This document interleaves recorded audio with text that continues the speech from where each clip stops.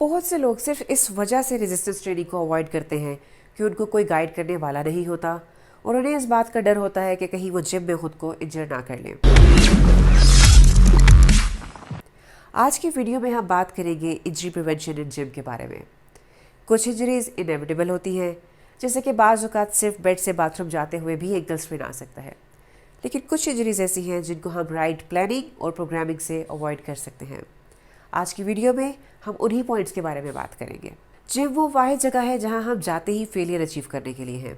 यहाँ failure gives you gains, और ये बात हम सब जानते हैं कि बैड फॉर्म के साथ हैवी वेट स्विंग कर लेने से या उल्टी सीधी रेप्स कर लेने से आप कोई प्रोग्रेस अचीव नहीं करते। हाँ, यह है कि आप खुद को इंजर कर लेंगे और 2 स्टेप्स फॉरवर्ड जाने के बजाय अब शायद आपको 5 स्टेप्स बैकवर्ड लेने पड़े। लिहाजा चाहे जिम हो या real life, do not let your ego रूइन your long term goals. So cut your ego down, train smart, train safe, and train for longevity. Next up is warm up. I'll be very honest here. आज से कुछ साल पहले मैं भी warm up को for granted लेती थी और उसको वेस्ट ऑफ टाइम ही समझती थी। But now that I am older adviser, I will never go into big lifts without warming myself up. और वो इसलिए क्योंकि नंबर 1, ये मसल सोरनेस को रिड्यूस करता है।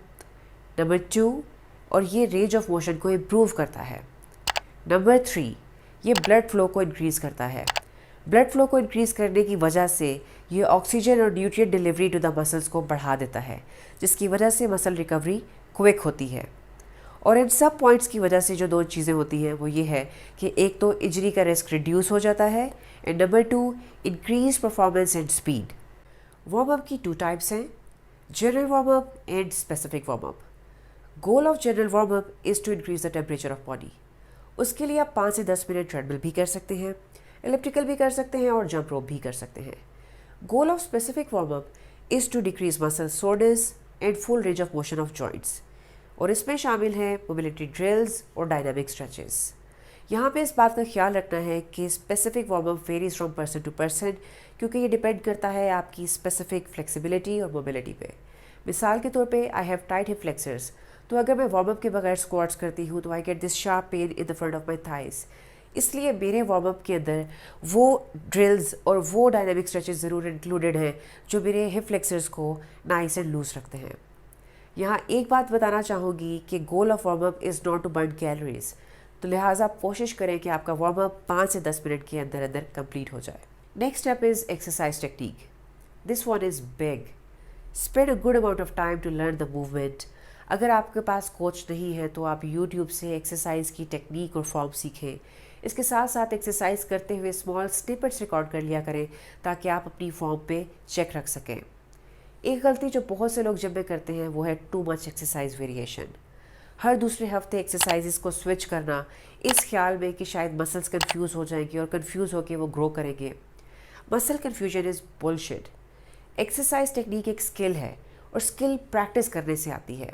जब आप एक मूवमेंट को कंसिस्टेंटली परफॉर्म करते हैं तो आपकी फॉर्म उसमें फ्लॉलेस हो जाती है, आपके न्यूरोमस्कुलर पाथवे स्ट्रांग हो जाते हैं और आप फाइनली उस मूवमेंट पे इतने स्ट्रांग हो जाते हैं कि आप decent amount of weight handle कर सकें।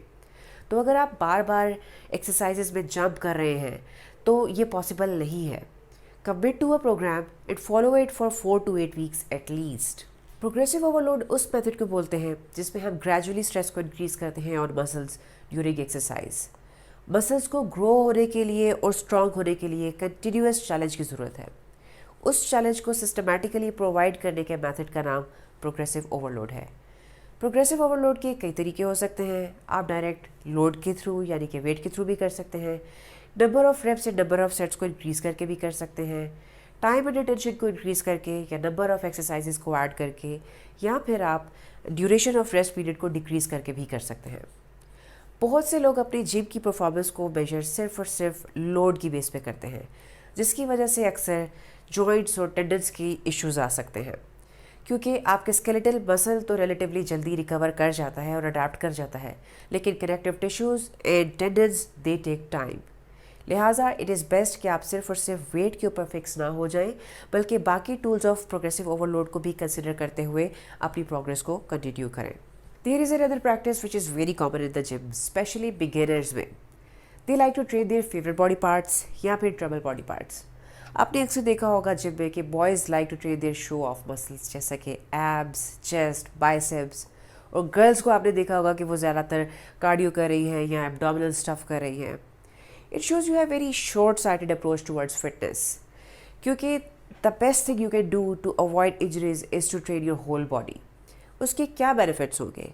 एक तो आपकी फिजिक सिमेट्रिकल लगेगी, दूसरा आपको स्ट्रेंथ इम्बैलेंसमेंट्स नहीं होंगे, आपका कोर स्ट्रांग रहेगा, आपका पोस्चर स्ट्रांग होगा, आप ज़्यादा एक्सप्लोसिव और ज़्यादा एक्टिव होंगे।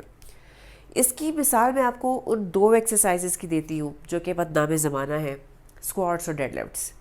अक्सर लोगों से आपने ये सुना होगा कि वो ये एक्सरसाइज इसलिए नहीं करते क्योंकि उनको लोअर बैक पेन स्टार्ट हो जाती है।